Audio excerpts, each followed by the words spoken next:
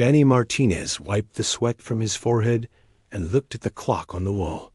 Lunchtime at last. He had been working on the construction site since 6 in the morning, and his stomach was making loud noises. The orbital station New Haven was always busy with workers from different planets, but lunchtime was when everyone took a break. He walked to the common area where all the workers ate their meals. The big room had metal tables and chairs that looked worn from years of use. Large windows showed the stars outside, and sometimes a ship would fly by. Danny liked this spot because it was quiet and he could think about home while eating. Danny sat at his usual table near the window and pulled out his lunch bag. His wife Betty had made his favorite sandwich before he left for this job contract. Ham and cheese with mustard on fresh bread. She always added a little note that made him smile. Today it said, "Come home safe, my love," in her neat handwriting. He unwrapped the sandwich carefully and took a deep breath. The smell reminded him of their small kitchen on Earth, where Betty would make breakfast every morning. Danny had been working on space stations for 5 years now to save money for their future. The pay was good, but he missed home every day.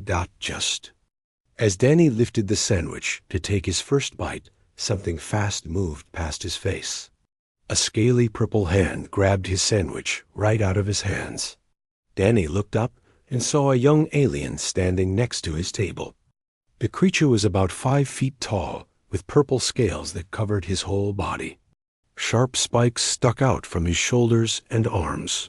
His yellow eyes looked angry and hungry at the same time. The alien was a Kitharin. Everyone on the station knew about them. They were troublemakers who started fights and stole things.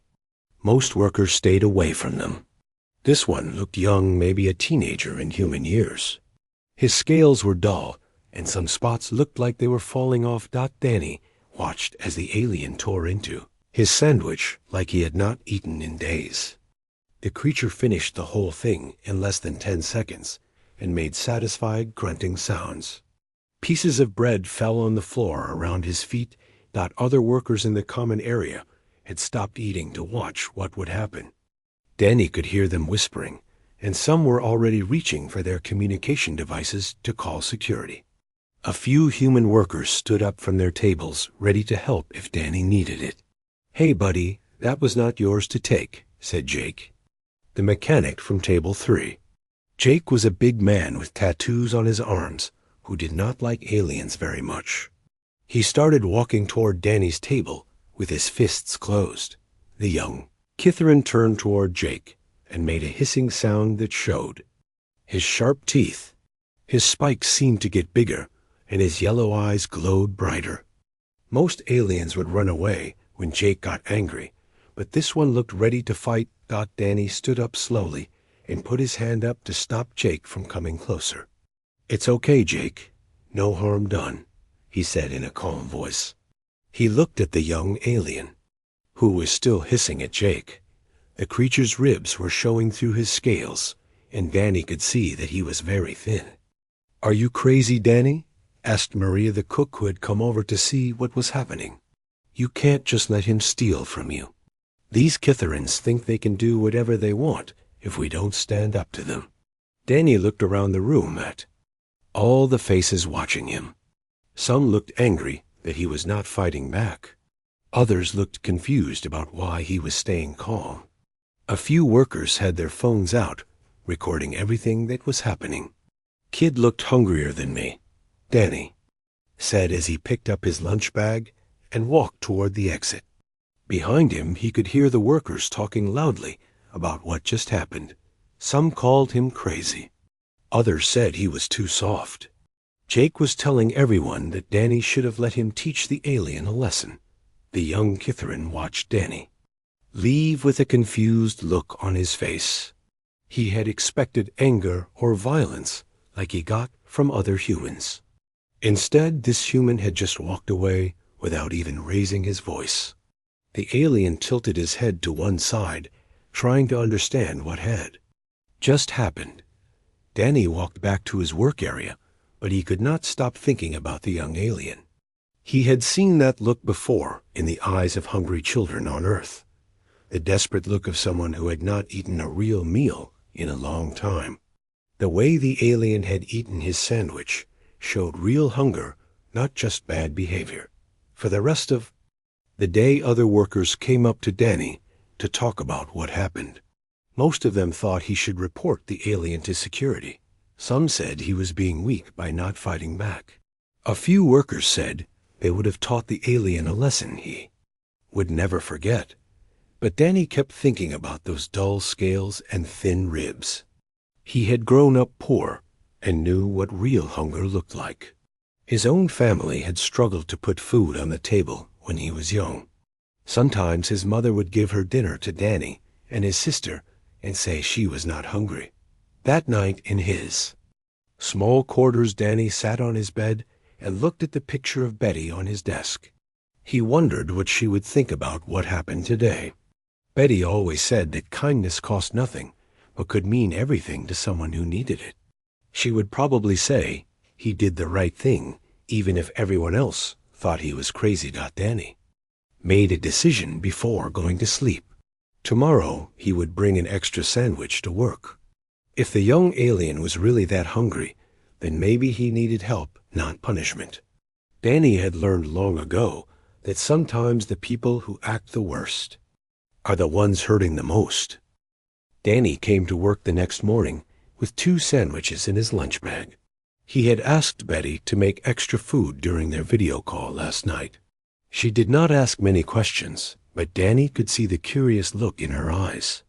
Betty trusted him to do the right thing, even when she did not understand why. During the morning work shift, Danny kept looking around for the young Kitharan who had taken his sandwich.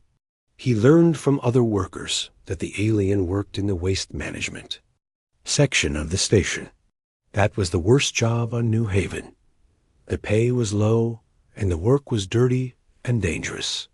Most workers there were either very young or had no other choice. At lunchtime, Danny went to the common area and sat at the same table as yesterday.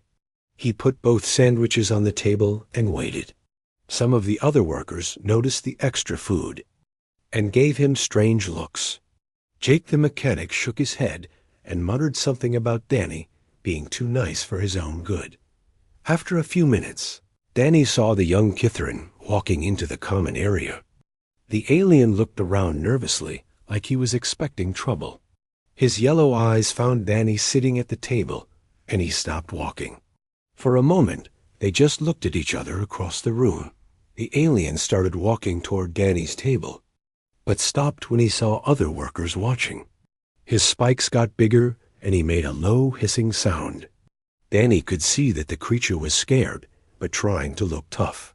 Fear made most aliens act more aggressive than they really were. Danny picked up one of the sandwiches and held it out toward the alien.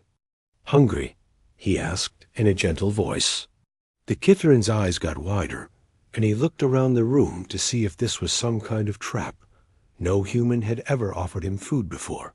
Usually they just yelled at him or called security.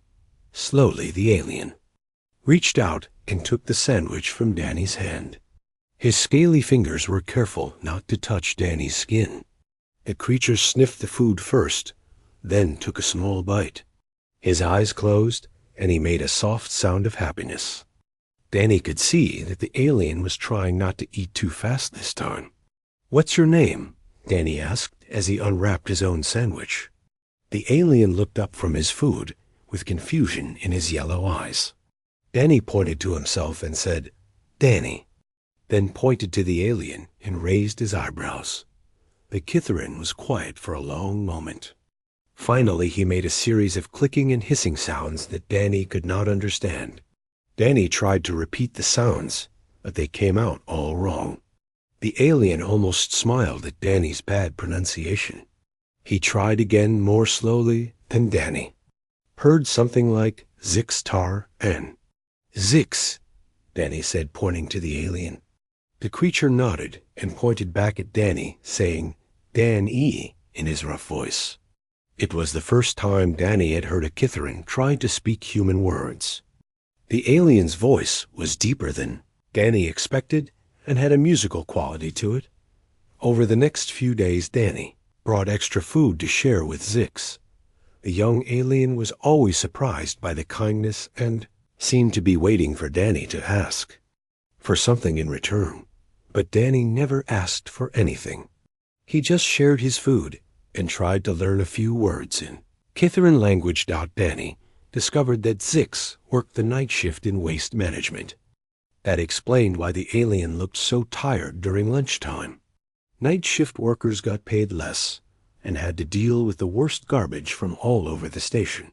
It was dangerous work because some of the waste was toxic or radioactive. One day, Danny was walking past the waste management area after his shift ended. He saw Zix working alone in a big room full of garbage containers. The alien was wearing a protective suit, but Danny could see that it was old and had several patches on it. Zix was sorting through dangerous materials that other workers refused to handle. Danny watched through the window as Zix carefully separated different types of waste. The work required concentration and skill. One mistake with the wrong chemicals could cause an explosion or poisoning. Danny realized that Zix was not just some troublemaker like everyone said. He was a hard worker doing a job that kept the whole station safe. That evening, Danny went to find his friend Lisa, who worked in the administration office. Lisa had access to personnel files for all the workers on the station. She was hesitant at first to share private information, but Danny convinced her that he was trying to help, not cause trouble. Lisa pulled up Zix's file on her computer screen. "His full name is Zixdar and Kaiful," she read out loud. "He's 16 years old by our calendar. Been working here for 8 months. Sends most of his pay back to his family on the Kithaerin homeworld Kethmer." Danny looked at the file information with growing concern. Zix was just a kid trying to support his family. A file showed that he had no disciplinary problems at work despite what other people said about him. His supervisor rated him as reliable and hardworking. "Why does he send money home?" Danny asked Lisa. She clicked through more screens and found the family information section. "Says here his mother is sick. Father died 2 years ago. He's the only one working to support her and 2 younger siblings." Danny felt a heavy weight in his chest. This young alien was carrying the responsibility of his whole family. No wonder. He had been desperate enough to steal food. He was probably not eating enough so he could send more money home to his sick mother. "What kind of sickness does his mother have?" Danny asked. Lisa found the medical insurance forms that Zix had filled out when he started working. Something called Kithaerin bone rot. Says here it's a degenerative disease that affects the skeletal system. Treatment is expensive and not covered by basic insurance. Danny thanked Lisa for the information and walked back to his quarters thinking about everything he had learned. Zix was not a troublemaker or a thief. He was a scared kid working a dangerous job to save his dying mother. The food stealing had been an act of desperation, not meanness. That night, Danny lay in bed thinking about his own mother, who had died of cancer 5 years ago. He remembered how helpless he had felt watching her get sicker while the medical bills piled up. Even with good insurance and family help, it had been a struggle to pay for her treatment. Danny could not imagine trying to save a sick parent while working alone on a space station far from home. Zix was doing something incredibly brave and difficult. The least Danny could do was make sure the kid had enough to eat while he was trying to save his mother's life. Danny could not stop thinking about Zix's sick mother. Every time he saw the young alien eating the extra food he brought, Danny wondered how much worse things were getting back on Kethmer. The medicine for Kithaerin bone rot was expensive, and Zix's wages were barely enough to cover basic treatment. During their lunch meetings, Danny had learned more Kithaerin words, and Zix had improved his human speech. They could have simple conversations. Now, Danny discovered that Zix's mother was named Sekra, and she had been sick for almost a year. The disease was getting worse, and the doctors said she needed stronger medicine that cost 3 times more than what Zix could afford. "How much more money do you need?" Annie asked one day as they shared their sandwiches. Zix looked down at his food and made clicking sounds that Danny now knew meant sadness or worry. The alien held up his fingers trying to show a number, but gave up and just said, "Too much. Mother maybe die soon." Danny felt his heart break a little when he saw the pain in Zix's yellow eyes. The young alien was trying so hard to save his mother, but the task seemed impossible. No 16-year-old should have to carry that kind of burden alone. That evening, Danny made a decision that surprised even himself. He went to Captain Rodriguez's office and asked to speak with her. Captain Rodriguez was a tough woman who had been running space stations for 20 years. She did not usually have time for individual worker concerns, but she agreed to see Danny because he had never caused trouble before. "What can I do for you, Martinez?" she asked as Danny sat down in the chair across from her desk. The captain's office was small, but organized with pictures of her family on Earth and awards from her military service. Danny had heard she was fair, but strict about following rules. Danny took a deep breath and told Captain Rodriguez about Zix's situation. He explained about the sick mother and how the young alien was working to pay for her medicine. The captain listened without interrupting, but Danny could see skepticism in her eyes. Most humans on the station did not trust Kitherans because of their reputation for violence. "Let me get this straight, Martinez," Captain Rodriguez said when Danny finished talking. "You want me to help raise money for an alien sick mother on a planet we barely have diplomatic relations with.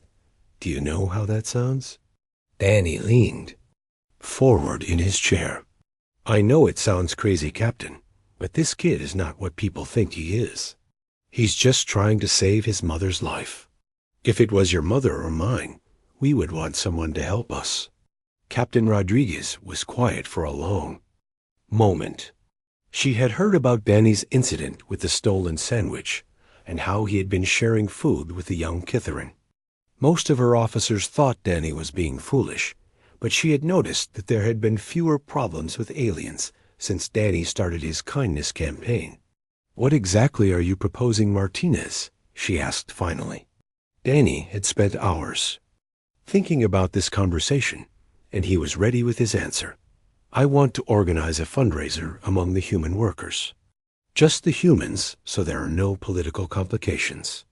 We raise money to help pay for the medicine, and maybe some medical supplies that could help." The captain shook her head slowly. "You know the history between humans and Kitherans, Martinez. There have been 3 border conflicts in the last decade. Mining disputes, territory fights, trade disagreements. My superiors would not appreciate me getting involved in Kitheran family problems."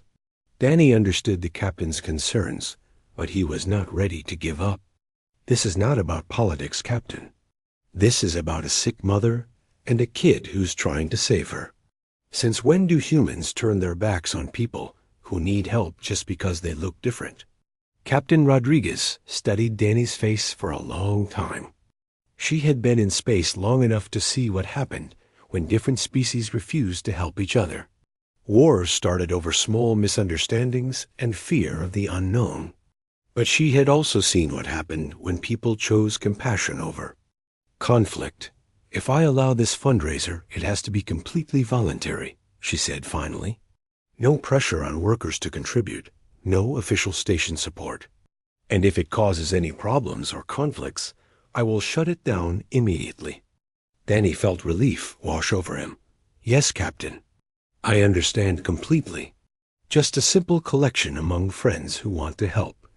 Nothing official or political." The next day, Danny started talking to other human workers about Zix's situation.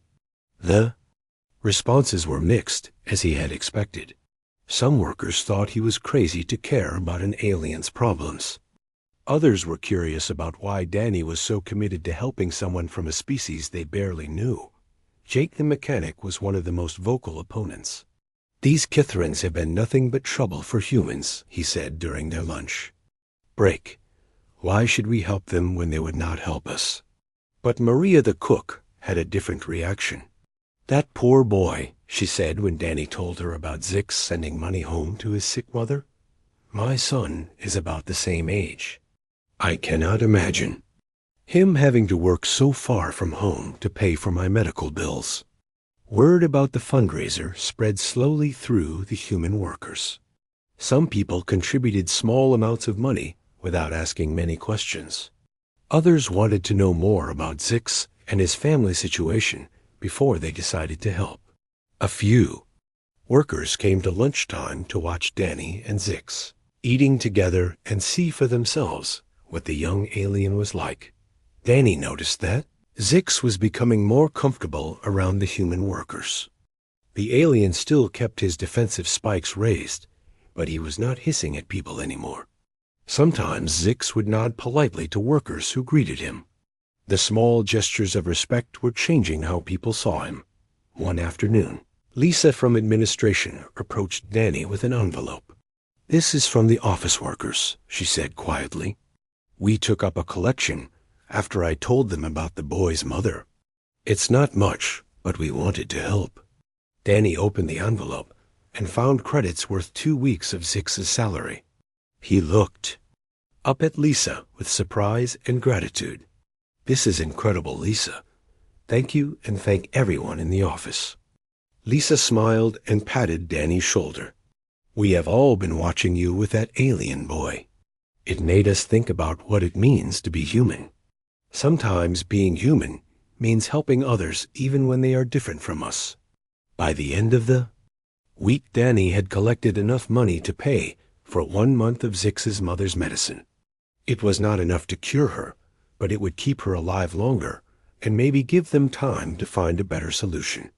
When Danny told Zix about the money, the young alien could not believe it. "Humans give money for my mother?" Zix asked in his broken human speech.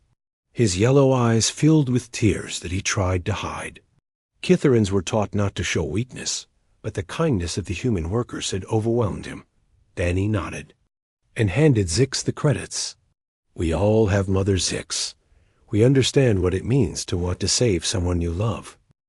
The news about the human fundraiser for Zix's mother spread through New Haven Station faster than Danny had expected. What started as a small collection among friends had grown into something much bigger.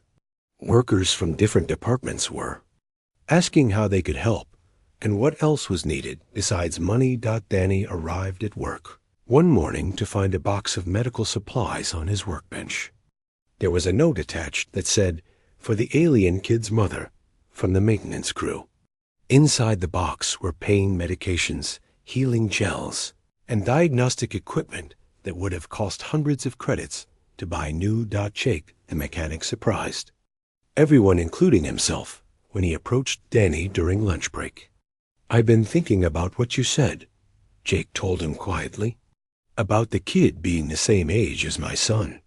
If my boy was working alone on some alien station to save my life, I would want someone to help him." Jake reached into his pocket and pulled out a credit stick worth a week's wages. "This is for the medicine," he said gruffly. "But don't go thinking I like aliens now. I just don't like seeing kids suffer." Danny was so shocked he almost dropped his sandwich. Jake had been one of the strongest voices against helping Zix. The fact that he was contributing money meant other workers were changing their minds too. "Thank you, Jake. This means more than you know."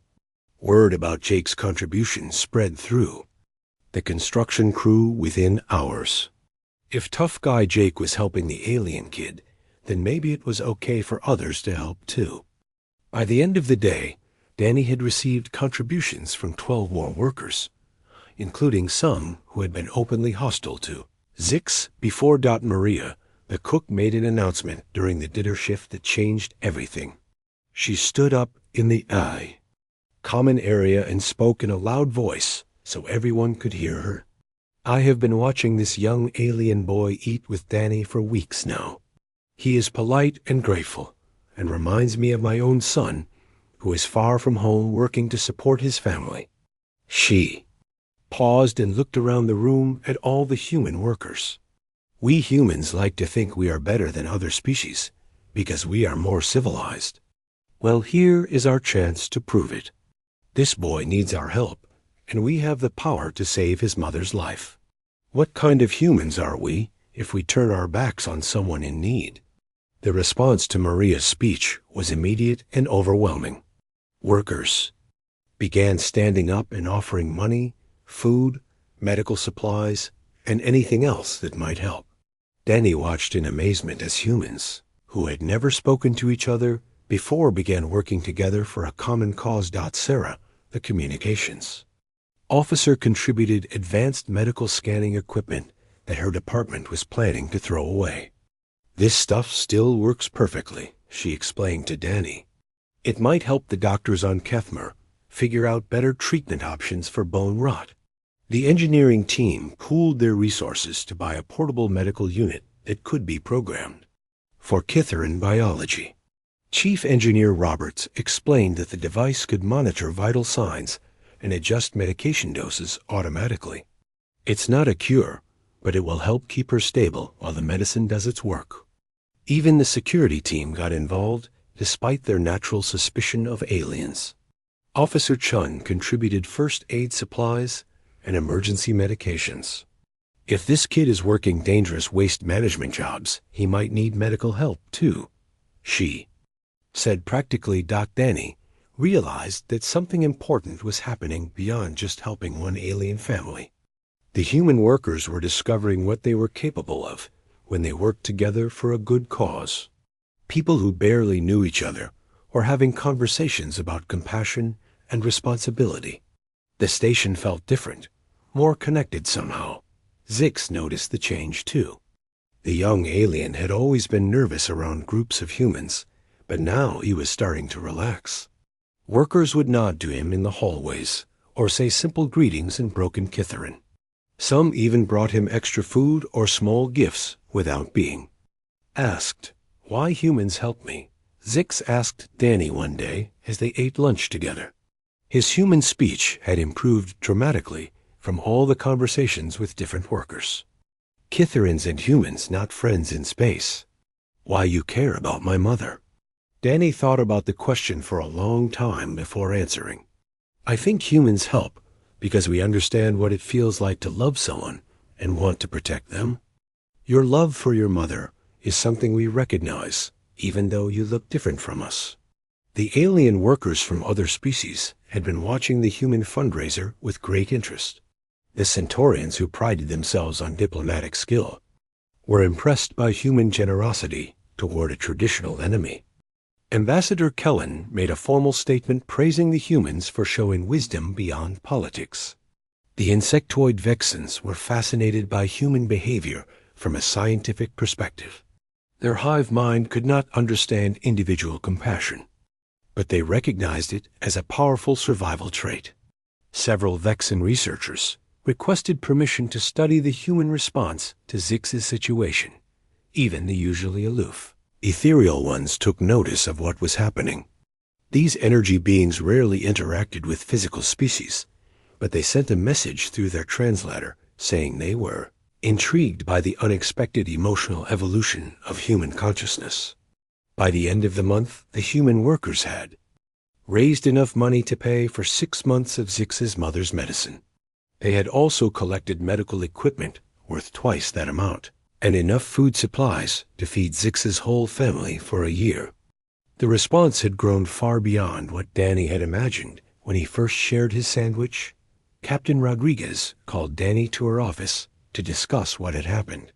Martinez, I have to admit, I was skeptical when you first proposed this fundraiser. But what I have seen over the past month has changed my opinion about a lot of things. She gestured to reports on her desk. Productivity is up across all human departments. Worker satisfaction ratings are the highest they have been in 3 years. There have been 0 conflicts between humans and other species since this fundraiser started. Whatever you did, it has made my job much easier. Danny felt proud, but also humble, about what the human workers had accomplished together. I just shared my lunch, Captain. Everything else was their choice to be kind and generous. Captain Rodriguez nodded thoughtfully. Sometimes the smallest gestures create the biggest changes, Martinez. You have shown me something important about human nature that I had forgotten. We are at our best when we are helping others. The success of the fundraiser had created a new problem, though. Zix now had the resources to help his mother, but getting everything to Kethmer would be complicated. The Kitharin homeworld was not easily accessible to humans because of political tensions. Regular shipping would take months and might not be reliable for medical supplies. Danny found himself facing a decision he had not expected to make. The logical thing would be to send everything through official channels and hope it arrived safely.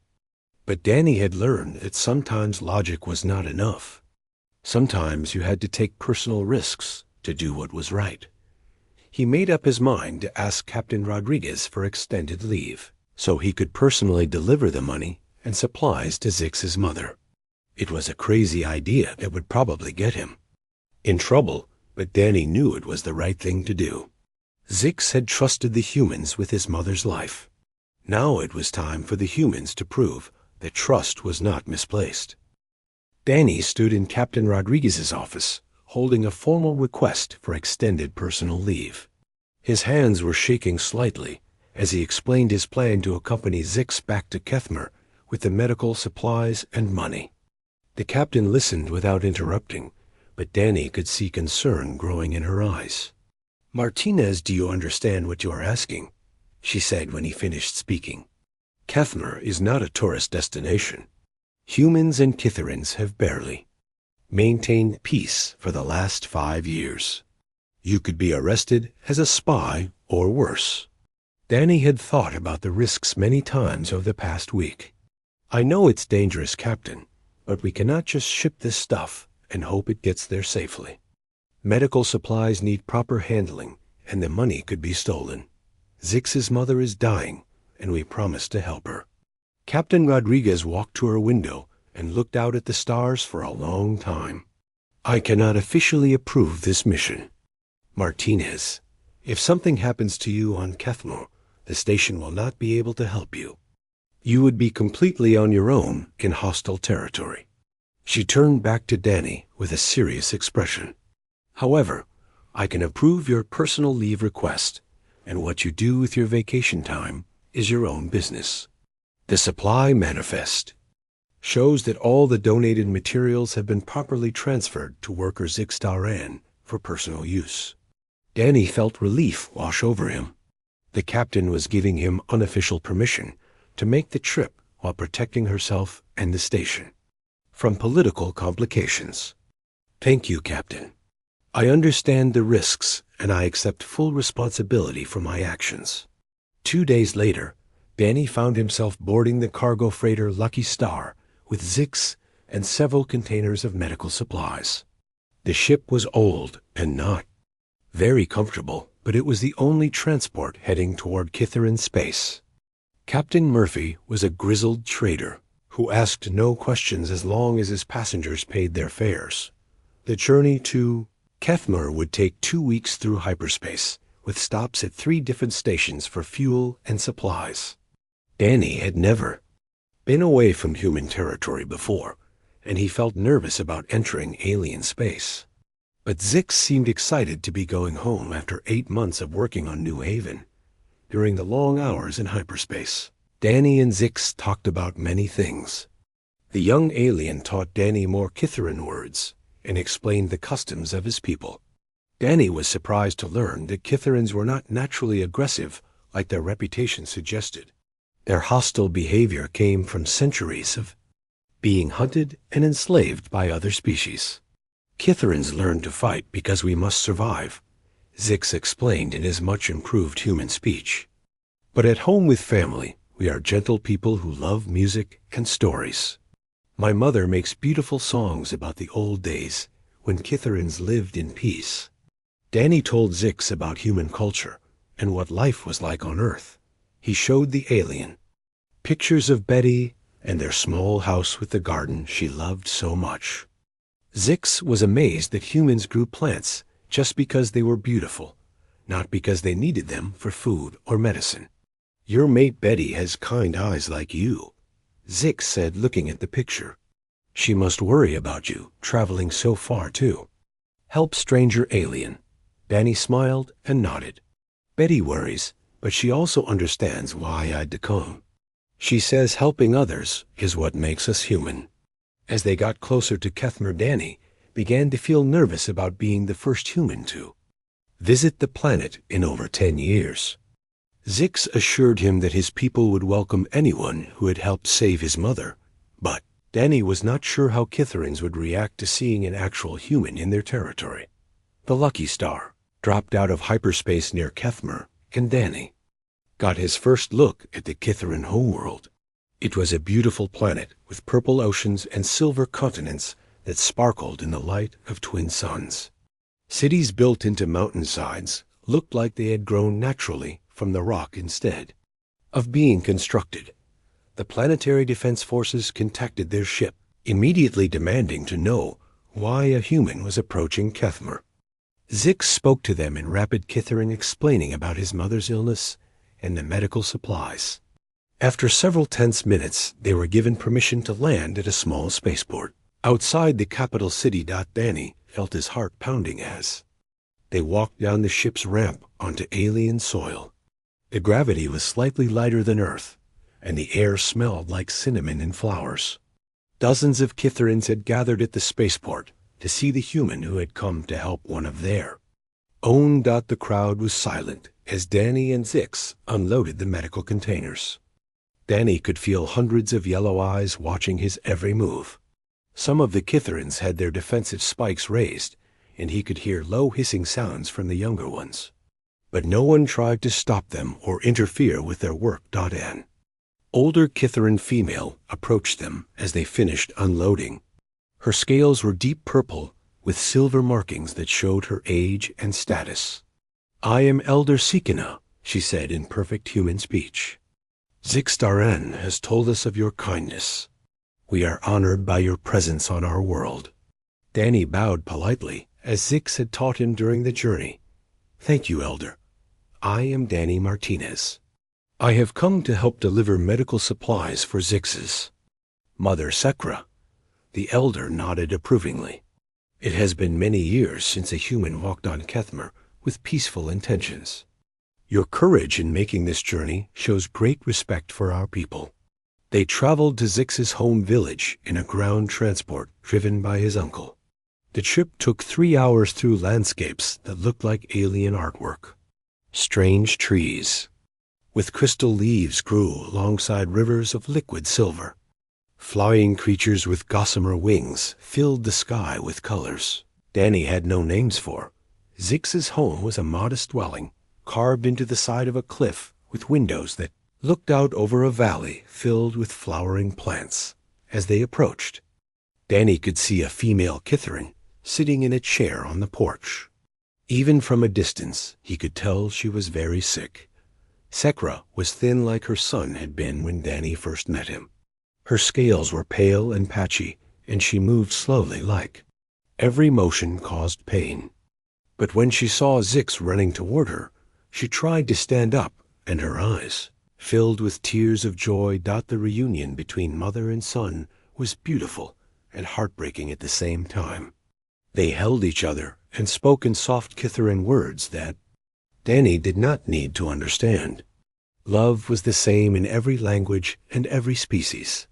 When Zix introduced Danny to his mother, she took his hands in her scaly fingers and looked into his eyes. "Thank you," she said in careful human words. "You saved my son's life by giving him hope. Now you have saved mine by bringing him home with medicine." The advanced medical equipment that the human workers had donated was set up in Sikuras' bedroom. Within hours, the portable medical unit began monitoring her vital signs and adjusting her medication automatically. The diagnostic scanner revealed that her bone rot had not progressed as far as the local doctors had feared. Dr. Kethel The village healer was amazed by the human medical technology. These devices are more advanced than anything we have seen, he told Danny through Zix's translation. Combined with our traditional treatments, your mother has an excellent chance of full recovery. Word of